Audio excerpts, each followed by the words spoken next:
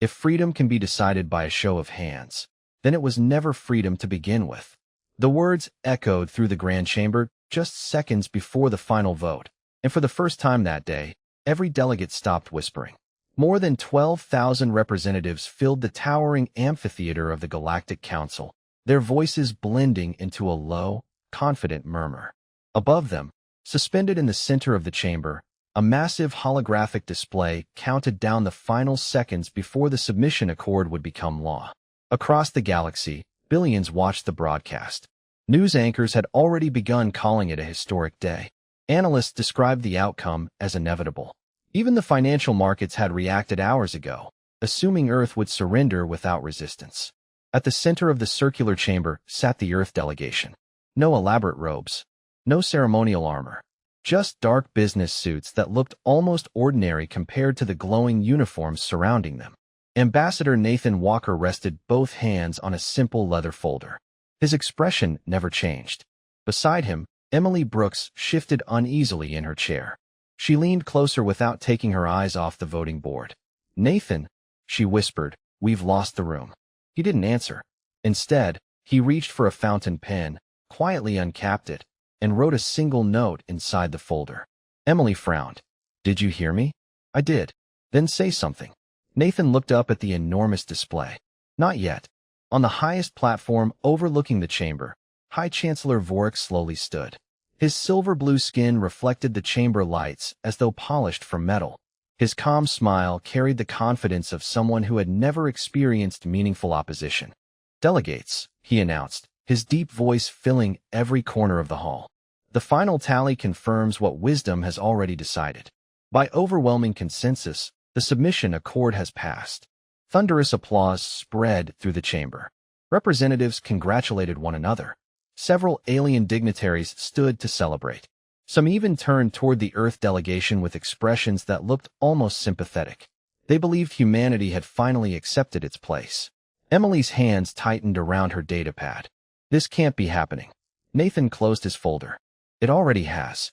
Vorik extended one graceful hand toward the Earth delegation. "Ambassador Walker, on behalf of the Council, you may now formally acknowledge the will of the galaxy."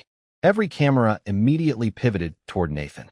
Millions of viewers leaned closer to their screens. Even the chamber itself seemed to grow quieter. Nathan rose without rushing. He adjusted the cuff of his navy jacket, buttoned one button, then picked up the leather folder. No anger, no panic, no visible frustration, just the calm routine of a man walking into another business meeting. He stopped at the center podium beneath the towering council seal. Vorik smiled politely. "History will remember Earth's wisdom today." Nathan looked at the document resting on the podium. The agreement contained hundreds of pages.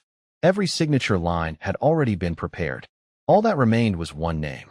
Emily held her breath. Around the chamber, delegates exchanged confident smiles. One council member quietly muttered, "Every civilization reaches this moment eventually." Nathan finally looked up. His eyes moved across the countless faces staring back at him. Then he spoke in the same measured voice he might have used ordering lunch during a workday. "The Earth delegation respectfully declines." Silence struck the chamber so completely that even the translation systems seemed to hesitate. Vorik blinked once. The smile disappeared. Somewhere in the upper gallery, a reporter accidentally dropped a recording tablet. The sharp sound echoed through the vast hall. Nathan never looked away.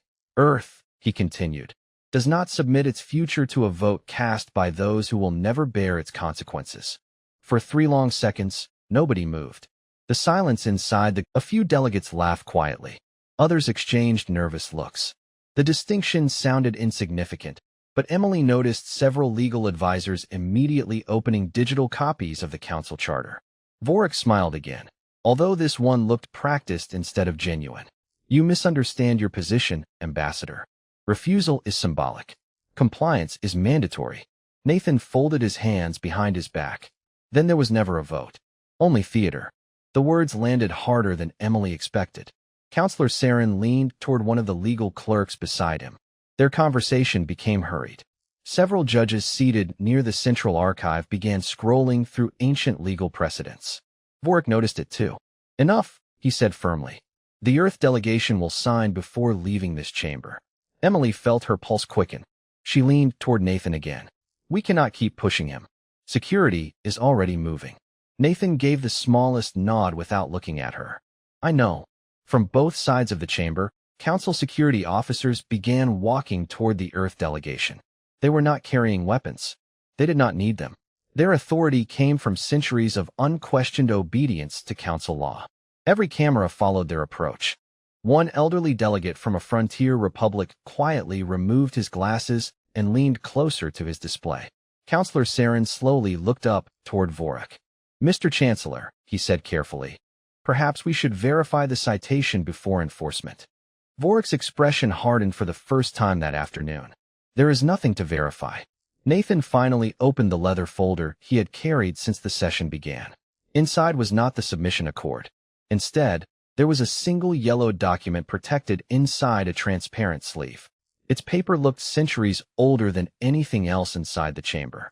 Emily stared at it in confusion. She had never seen it before. Nathan carefully placed the document onto the podium. Before anyone escorts Earth anywhere, he said quietly, there is one agreement this council appears to have forgotten. Every screen in the chamber automatically zoomed in on the faded signature at the bottom of the page, and across the hall the legal archive's artificial intelligence emitted a single unexpected tone before announcing, historical treaty identified. Authentication in progress. The artificial intelligence overseeing the council archives remained silent for nearly 5 seconds, an eternity inside a chamber where every answer normally arrived instantly. Then the calm synthetic voice echoed through the hall. Document authenticity confirmed. Original founding compact. Ratified 381 standard years ago. Status active. A wave of uneasy murmurs swept across the delegates.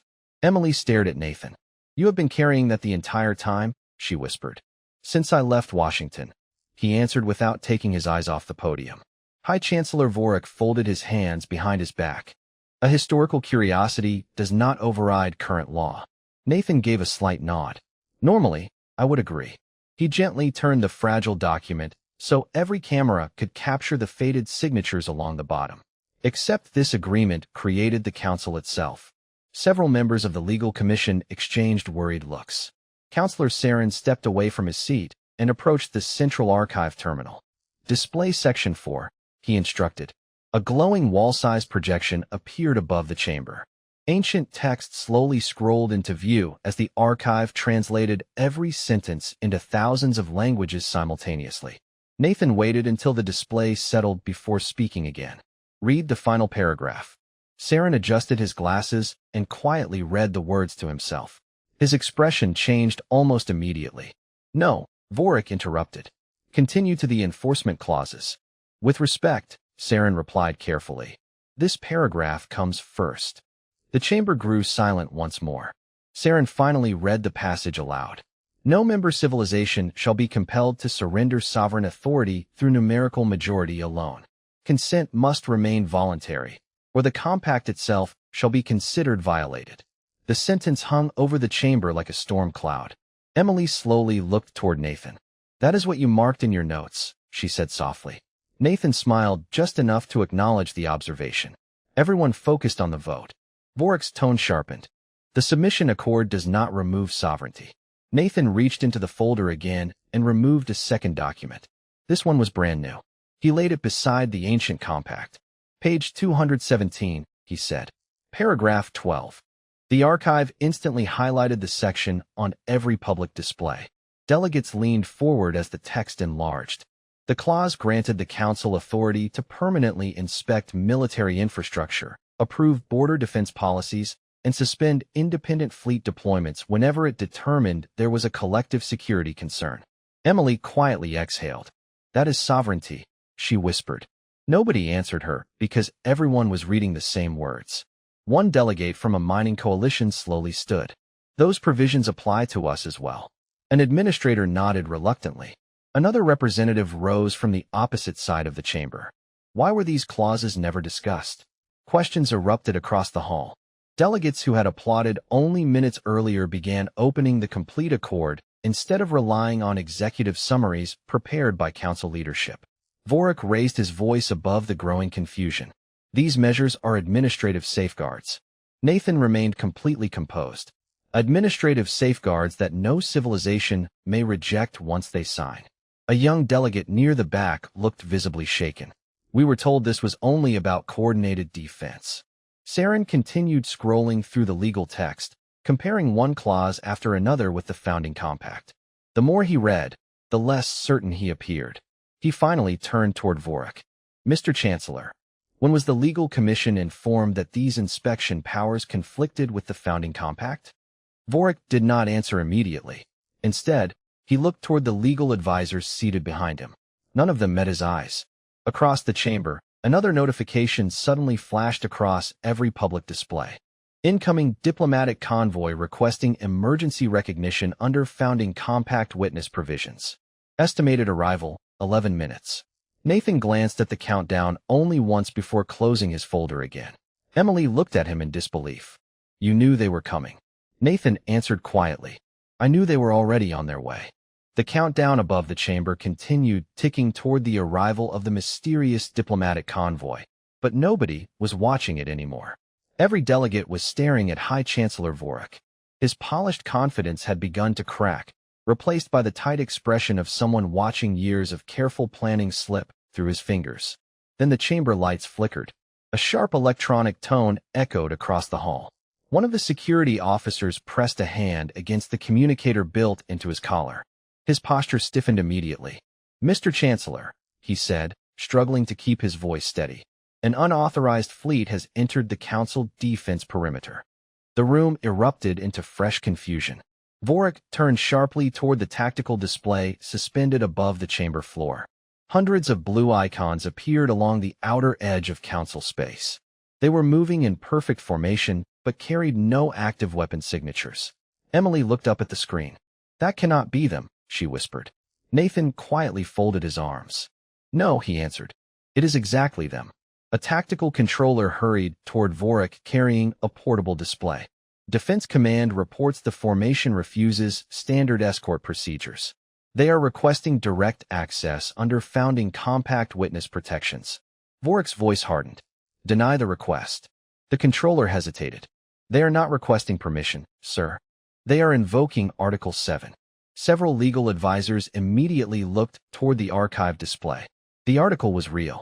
If recognized witnesses traveled under the original compact, the Council was legally obligated to receive them before final enforcement of any disputed treaty. Vorik slammed one hand against the podium. Deploy orbital interceptors. The chamber screens instantly switched to a live tactical feed outside the Council station. Sleek interceptor craft accelerated away from defensive hangars, forming a defensive wall across the incoming convoy's flight path. Inside the chamber, every delegate watched in complete silence. Emily felt her heart pounding. Nathan, this could get out of control. He never looked away from the display. Watch carefully. The interceptors transmitted repeated orders to halt. Seconds later, the lead vessel of the approaching convoy answered with a simple identification packet. It contained no threats, no military declaration, only authenticated legal credentials recognized by the founding compact itself. The interceptor commander requested new instructions. Vorik answered immediately. Maintain the blockade. The two formations drifted closer until only a few thousand feet separated them. Then something unexpected happened. Every ship in the approaching convoy simultaneously powered down its primary engines. One after another, they reduced speed until they were nearly motionless in open space. There were no evasive maneuvers. No targeting systems activated. No aggressive movements of any kind. The interceptor commander sounded almost confused. Mr. Chancellor, they are not attempting to break through. Nathan quietly smiled. Emily looked from the screen back to him. Then why come all this way? Because now every camera in the galaxy is watching who blocks lawful witnesses from entering a public hearing. Almost as if on cue, civilian news drones flooded the surrounding orbital lanes, broadcasting the standoff live across countless worlds. Delegates throughout the chamber began receiving urgent messages from their own governments asking the same question. Why was the Council preventing legally protected witnesses from entering? Councillor Saren slowly stood again. Mr. Chancellor, he said carefully, if we continue this blockade after invoking emergency authority, we may be violating the founding compact ourselves. Vorik did not answer immediately. His eyes remained locked on the tactical display where the silent convoy waited without moving an inch. Then another alert appeared across every screen in bright gold lettering. Independent observers from 27 member civilizations had officially joined the live proceeding and requested immediate judicial review. Emily stared at the growing list of observers before looking back at Nathan. "This was never about forcing your way in," she said softly. Nathan gave a slight nod. "No. Sometimes the strongest move is giving your opponent exactly enough time to make the wrong decision on their own." Ironically, the silence outside the council station became louder than the arguments inside it. Every civilian broadcast drone held position, every independent observer streamed the standoff live, and every member world realized that history had just stopped moving. High Chancellor Vorik looked across the chamber and understood something he had not anticipated. He no longer controlled the story. Before he could issue another order, the archive intelligence interrupted again. "Witness convoy has completed legal verification. Escort denial exceeds standard review period." The notification flashed amber instead of blue. That tiny change in color sent another wave of whispers through the delegates. Emily leaned closer to Nathan. "They are running out of legal excuses." Nathan nodded once.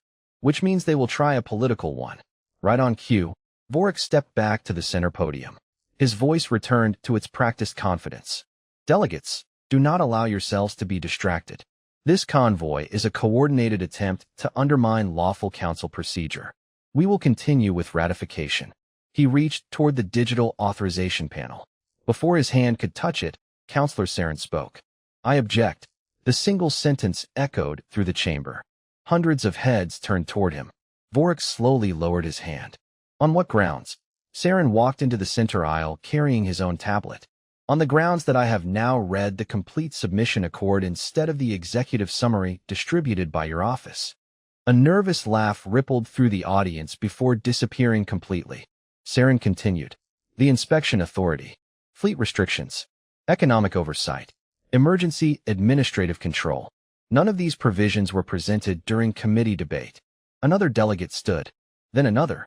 Within seconds, nearly a dozen representatives requested speaking privileges. The orderly chamber transformed into controlled chaos. Governments that had supported the accord only minutes earlier suddenly demanded clarification. Emily watched the momentum shifting in real time. "They are turning on him." Nathan quietly corrected her. "No, they are beginning to ask questions." Across the hall, the massive doors opened. A team of legal archivists hurried inside, carrying sealed data vaults older than many civilizations represented in the room. The lead archivist bowed respectfully. "Mr. Chancellor, independent judicial observers have requested every revision made to the accord during the last 12 standard months." Vorik answered immediately. "Those records are classified." The archivist hesitated. "Not under an active founding compact review." That sentence landed harder than any accusation. Emily noticed several cameras zoom toward Vorik instead of Nathan. The focus of the story had changed. Humanity was no longer defending itself. The council leadership was defending its own process. Suddenly another alert appeared across the tactical display. The witness convoy had transmitted thousands of encrypted legal files directly to the independent observers. Every transmission was public. Every checksum matched official council records.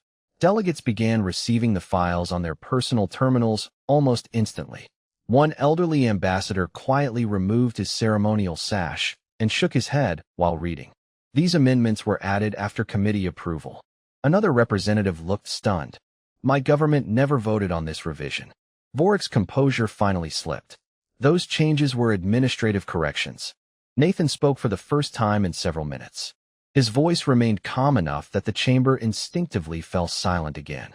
"Then you will have no objection to letting everyone read them before asking civilizations to surrender powers they never agreed to surrender." Nobody applauded. Nobody cheered. They simply opened the files. The only sound inside the enormous chamber became thousands of fingers scrolling through documents that should have been public from the beginning. Emily looked toward Nathan with growing disbelief. "You never intended to defeat the accord with speeches." Nathan closed his leather folder and quietly replied, "No. People trust speeches. They believe paperwork.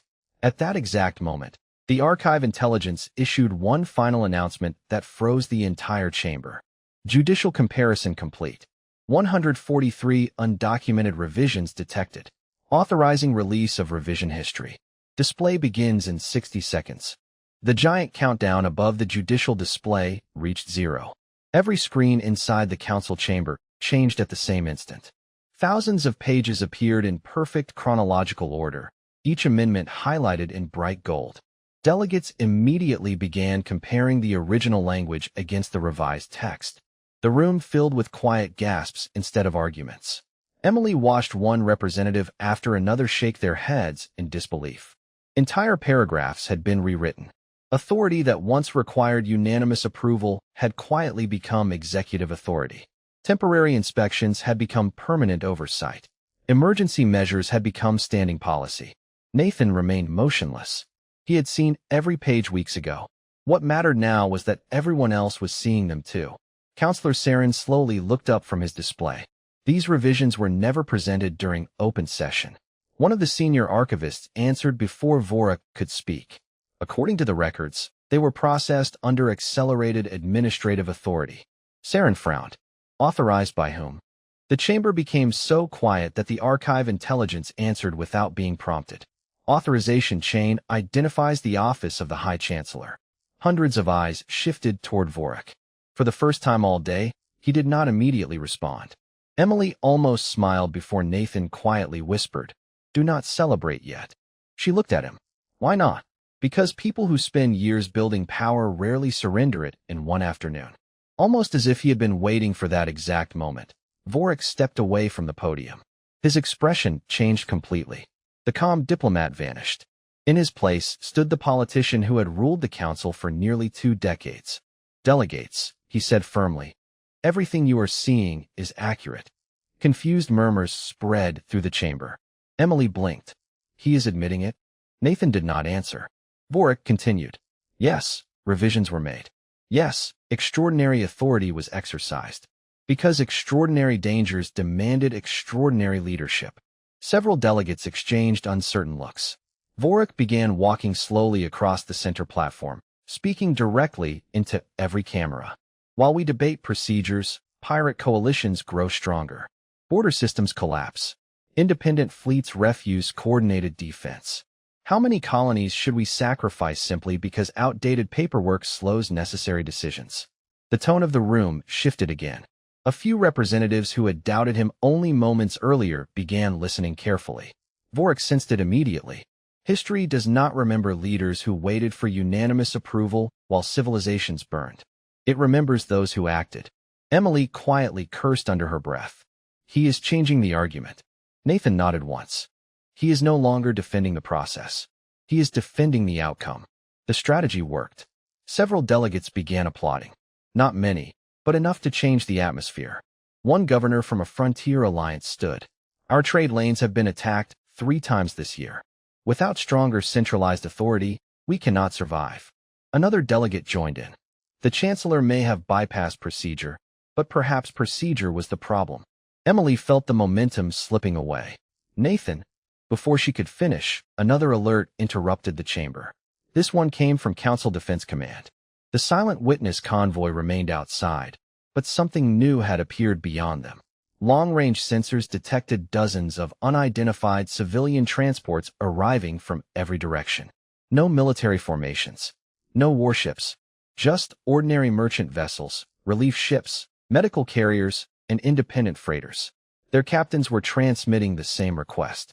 They wanted permission to testify. The tactical officer looked stunned. Current estimate: more than 800 civilian captains requesting witness status under the founding compact. Vorik immediately pointed toward the display. Exactly. Look outside. This is organized political theater designed to overwhelm lawful government. Nathan finally stepped forward. His voice remained calm. No, Chancellor. He looked directly at the growing list of civilian call signs. That is what happens when ordinary people believe nobody inside this room has been listening to them.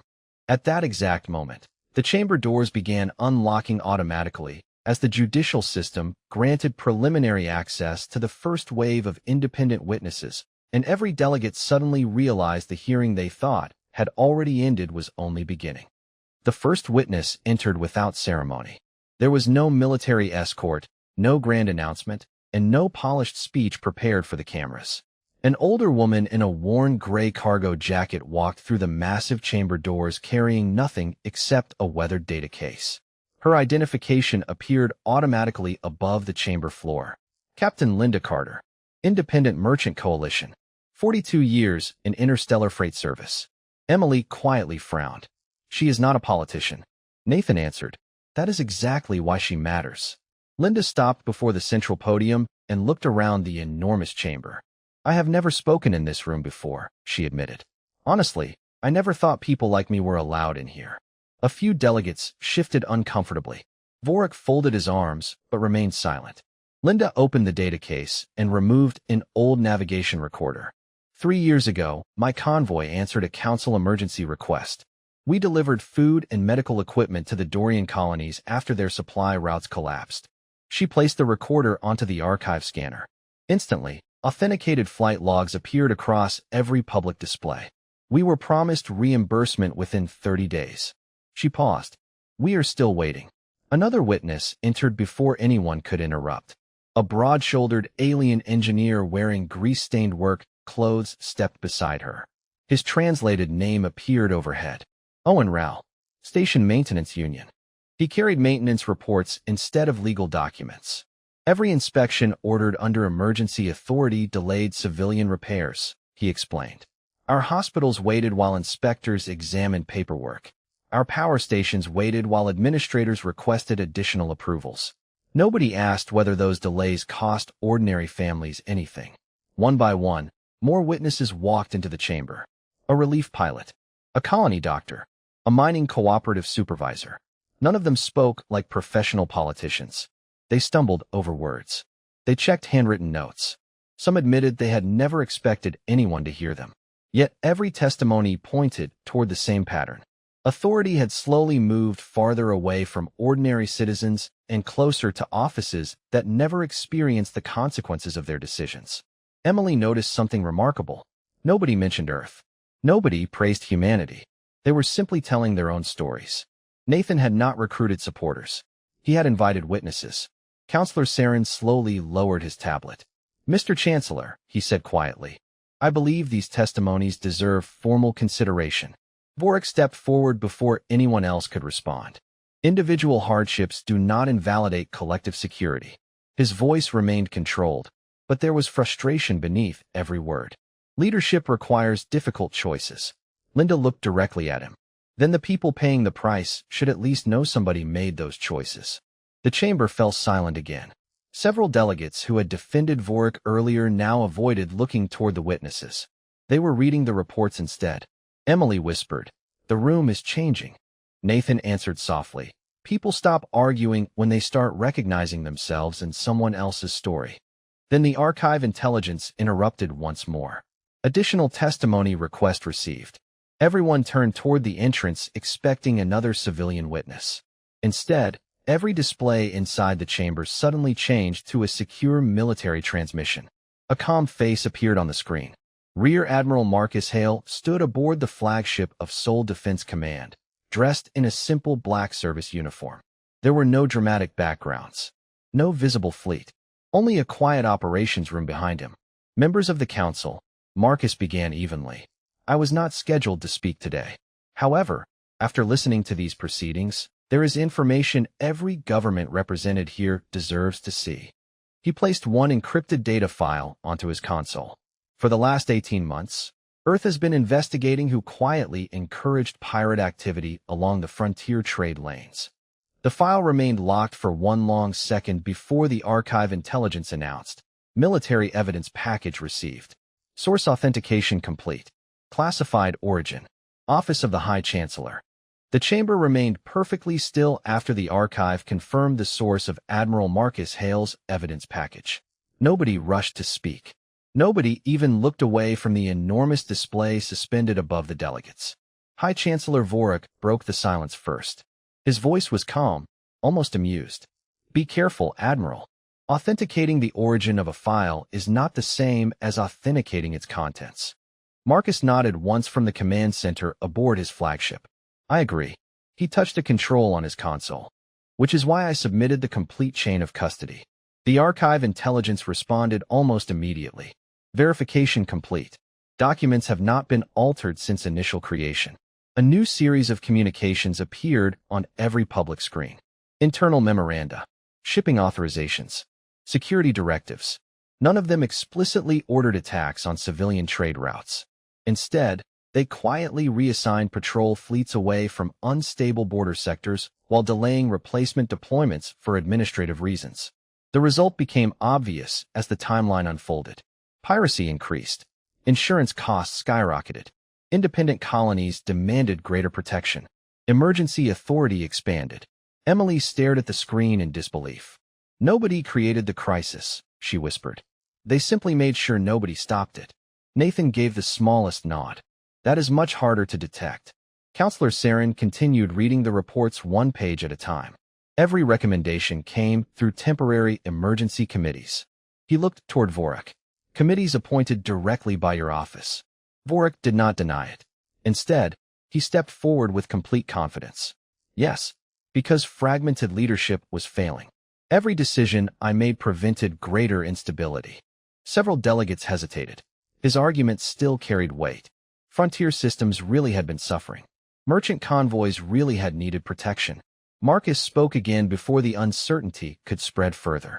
Continue to File 47. The archive instantly obeyed. Another document appeared.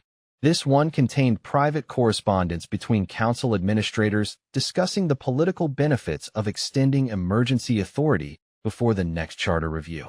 A quiet gasp spread through the chamber. One sentence remained highlighted across every display. Public insecurity will increase support for permanent centralized enforcement. Nobody needed legal training to understand what they were reading. Linda Carter slowly removed her cap and shook her head. You let honest people carry the burden so your office could collect more power. Vorik's expression finally hardened. You simplify matters you do not understand. Nathan spoke before anyone else could answer. His voice remained almost conversational. Then help us understand. Vorik looked directly at him. For a long moment, neither man spoke. Finally, the Chancellor sighed. Do you know what I saw before I accepted this office, Ambassador? Nathan remained silent. Worlds refusing to cooperate until disaster forced them to.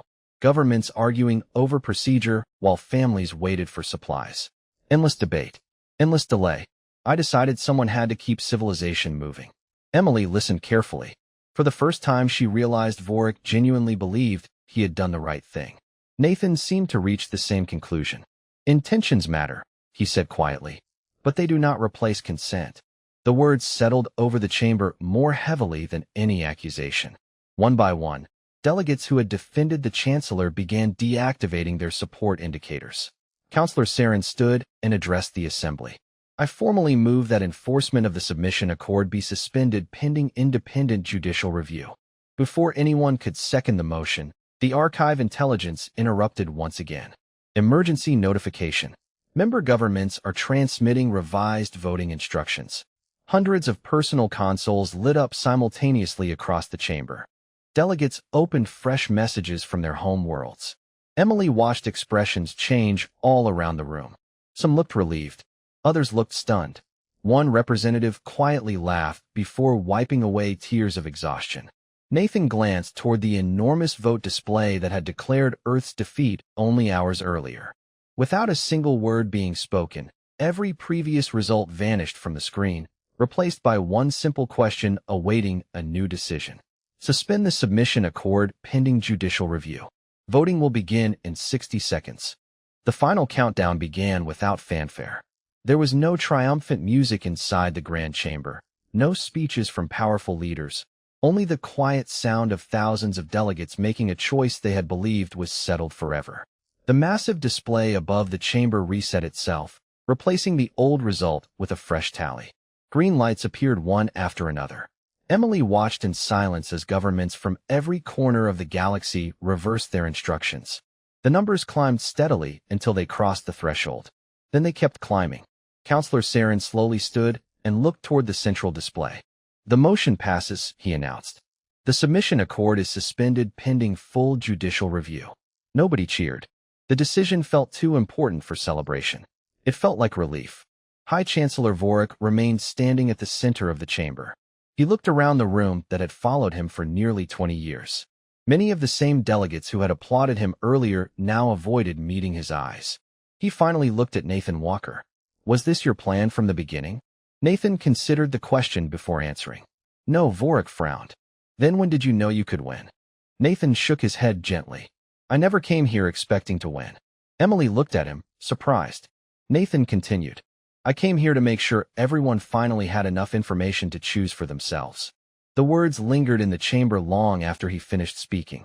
Counselor Saren quietly removed the ceremonial seal from the Chancellor's podium and placed it on the judicial bench instead. Until the investigation is complete, he said, executive authority is suspended under the founding compact. Vorik closed his eyes for a brief moment. There was no anger left in his expression, only exhaustion. Perhaps, he said quietly, I spent so many years trying to protect civilization that I forgot who civilization belonged to. Nobody answered him. There was nothing left to argue about. Outside the council station, the witness convoy slowly turned away from the docking perimeter. Merchant captains, doctors, engineers, and relief pilots began transmitting simple messages home. Not about Earth. Not about politics. They told their families that someone had finally listened. Admiral Marcus Hale's image disappeared from the display after offering a brief nod toward Nathan. No victory speech. No warning. His fleet quietly resumed its patrols. Emily gathered her datapad as delegates slowly filtered out of the chamber. Nathan, she asked as they walked toward the exit. After everything that happened today, what changes now? Nathan smiled faintly. Hopefully nothing. She looked confused. He continued walking through the enormous doors into the bright corridor beyond. Free people should not notice when freedom survives. They should only notice when it disappears. Emily let those words settle before asking one last question. Do you think they will remember today? Nathan glanced back at the chamber one final time. Workers had already begun removing banners prepared for the signing ceremony. Reporters were interviewing ordinary witnesses instead of politicians. Delegates who had never spoken to one another before were sharing copies of the original founding compact. Maybe, Nathan answered. But I hope they remember something more important. Emily waited. Nathan looked through the station's panoramic window where countless stars stretched across the darkness. Power is easy to collect, he said quietly. Trust is not. A government can demand obedience. It can purchase loyalty. It can even convince people to surrender out of fear. But respect has only ever belonged to those willing to hear the smallest voice before listening to the loudest one. The doors closed behind the Earth delegation without applause, without ceremony, and without a single dramatic farewell. Across the galaxy, billions ended the broadcast expecting to remember the day one government refused to surrender. Instead, they remembered something far rarer.